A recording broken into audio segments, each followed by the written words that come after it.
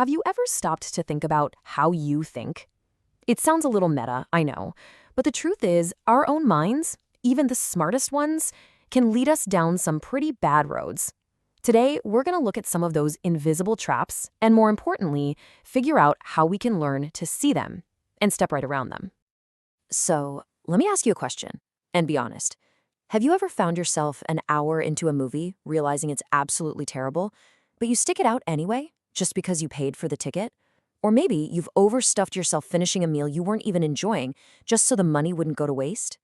Yeah, if you're nodding along right now, you've already met one of the sneaky mental traps we're going to talk about. The playbook we're using for this comes from Dick Richardson's fantastic manuscript, How Smart People Think. It's basically a collection of mental models. Think of them as tools for your brain that help us spot the hidden forces that pull our strings. We're going to zero in on two of the biggest culprits he outlines. All right, first up, the sunk cost fallacy. You've probably heard the phrase for this one. It's the classic mistake of throwing good money after bad. This is the very reason you sat through that awful movie. And trust me, it's a trap that has caught everyone, from regular folks to massive companies, and even entire governments. So, what is actually happening in our brains here?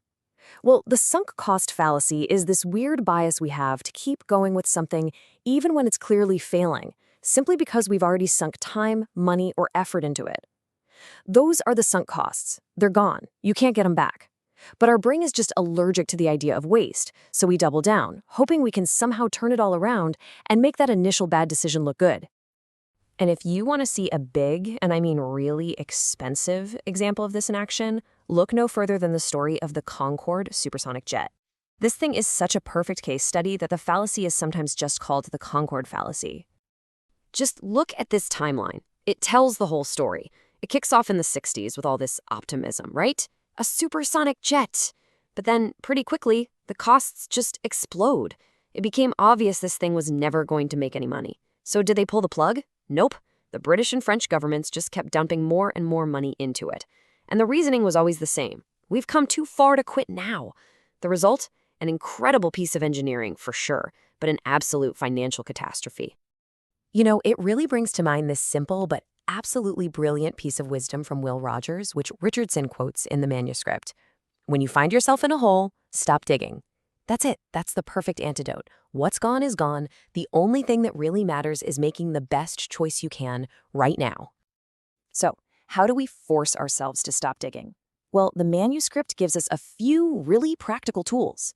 And the most powerful one is what's called the golden question. Just ask yourself this. Knowing everything I know right now, if I weren't already invested, would I still make the same decision today?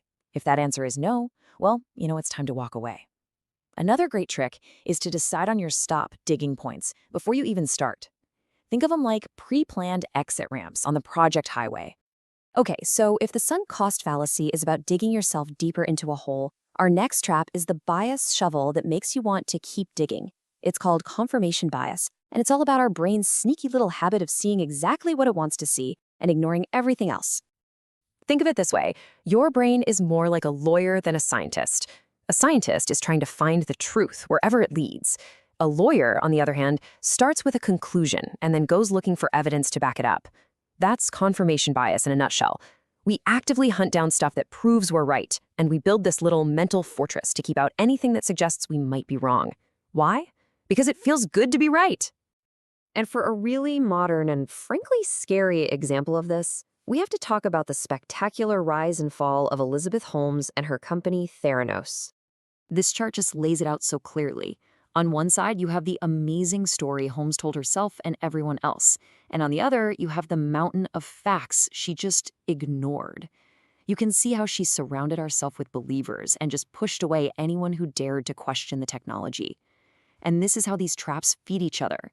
Every new investor, every new high-profile board member who believed in the vision, they all became another sunk cost, another reason to ignore all the bad news. It was a perfect echo chamber that ended in one of the biggest business frauds we've seen in a long time. The brilliant physicist Richard Feynman absolutely nailed it with this one. This is the real danger of confirmation bias.